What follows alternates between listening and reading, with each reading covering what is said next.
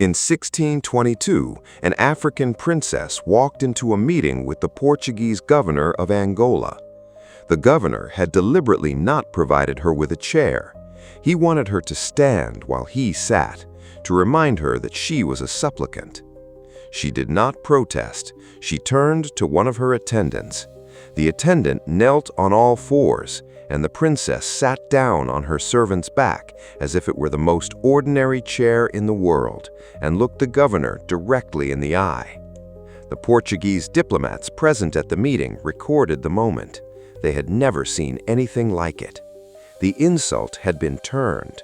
By making the governor look down at her body, but up at her position, she had reversed who was supplicating to whom. And then she negotiated. She got the Portuguese to agree to recognize Ndongo as a sovereign kingdom, to withdraw their troops from Ndongo territory, to stop conducting slave raids inside Ndongo's borders. In return, she agreed that Ndongo would deliver some captured prisoners to the Portuguese as slaves. She was negotiating from weakness. She gave the Portuguese what they would have taken anyway, and she got in return an official treaty that protected her kingdom. And then she did one more thing. She converted to Catholicism in a public ceremony in Luanda. She took the surname of the governor himself. It was theater. It was politics. It was a symbolic gesture that would give her allies in Lisbon, in Rome, in the Vatican. And when the time came, it would give her the right to sign treaties as a Catholic monarch with all the diplomatic protections that entailed. She returned to Ndongo. She gave her brother the treaty. The Portuguese honored it briefly. Within 2 years, they had broken every clause. Slave raids resumed. Portuguese troops invaded Ndongo territory. Ndongo, watching his kingdom collapse around him for a second time, took poison in 1924. He had been king for less than 7 years. Nzinga seized the moment. She declared herself queen, not regent, not co-ruler, queen, sovereign in her own right. This was unprecedented. In Ndongo tradition, women could rule as regents. They had done so before, but the throne itself was reserved for men. Nzinga did not care. She was not asking for permission. She told her court, the council, and her people that she was queen, and she dared anyone to challenge her. The Portuguese, of course, used the disputed succession as a pretext. They named a different candidate as the legitimate king. They invaded Ndongo to put him on the throne. They captured Nzinga's capital, Kabasa. Nzinga retreated. She did not surrender. She did not stay to fight a battle she would lose. She moved her court east into the lands of a smaller neighboring kingdom called Matamba. Over the next 3 years, she did something nobody expected. She conquered Matamba. She established her own kingdom in exile. She imposed her own laws, built her own army, issued her own treaties. From Matamba, she conducted a guerrilla war against the Portuguese for the next 20 years. Her tactics were brilliant. She used the terrain. She avoided pitched battles. She struck Portuguese supply convoys, slave caravans, isolated outposts. She offered freedom to escaped slaves. Anyone who could reach her kingdom would be free. Portuguese plantations and slave columns began to hemorrhage workers as enslaved Africans fled to her territory. She made strategic alliances with rival African kingdoms. She paid them. She married their princes. She built networks. By the 1630s, she commanded a coalition that stretched across Central Africa. And then, in 1641, she made the move that broke the Portuguese. That year, the Dutch captured Luanda, the Portuguese colonial capital, from the Portuguese themselves. The Dutch and Portuguese were at war globally, and Luanda suddenly was Dutch. Nzinga immediately allied with the Dutch against the Portuguese, the same Portuguese she had been fighting for nearly 20 years, the same Portuguese whose Catholic religion she had supposedly adopted. She and the Dutch coordinated military operations. She supplied African troops, they supplied weapons and naval support. Together, they pushed the Portuguese back to a few coastal forts.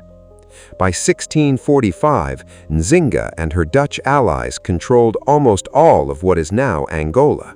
The Portuguese were on the verge of complete expulsion from Central Africa.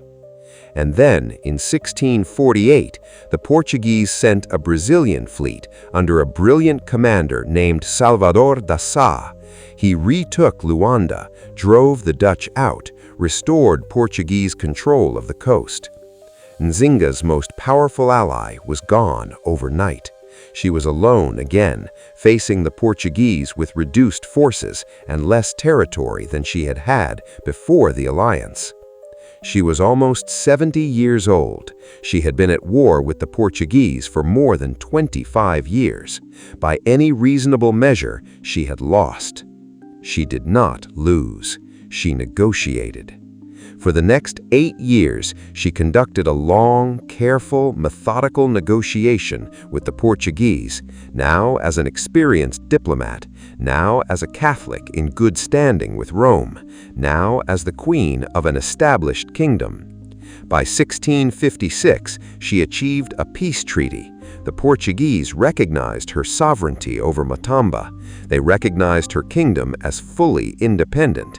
They even returned her sister, who had been held as a Portuguese hostage for decades. She continued to rule Matamba until her death in 1663. She was approximately 80 years old. She died in her own bed, in a kingdom she had built, a queen no European power dared touch. And here is the part of her legacy that historians have only recently begun to fully appreciate. The kingdom she founded in Matamba did not collapse after her death. Her sister inherited the throne, then her sister's daughter. The Matamba dynasty Nzinga had built continued for more than 150 years. And the Portuguese never reconquered it. Not in the 1700s, not in the 1800s. Matamba remained sovereign until 1909, when it was finally absorbed by colonial Portugal during the scramble for Africa. 246 years. From its founding by Nzinga to its absorption in 1909, the Kingdom of Matamba survived as an independent African state, outlasting almost every European dynasty of its founding generation. Nzinga's legacy in Africa was enormous. In the 18th and 19th centuries, she became a folk hero. Her name was used as a model for resistance. Songs were sung about her, plays were written. In Brazil, where so many of the enslaved Africans whose fellow countrymen Nzinga had tried to protect ended up, Nzinga's name became sacred. To this day, in some Afro-Brazilian religious traditions, Nzinga is venerated as a powerful ancestral spirit. But in European and American history textbooks, she barely appeared. For 3 centuries, she was almost invisible to Western scholarship. Why? Because she did not fit the colonial story. The colonial story said that Africans were primitive, disorganized, incapable of strategic thought, incapable of sustained resistance against European powers. Nzinga refuted all of it. She was a brilliant strategist. She built a sophisticated state. She conducted a 37-year resistance against a major European empire and won. By any standard, she was one of the most accomplished rulers of the early modern world.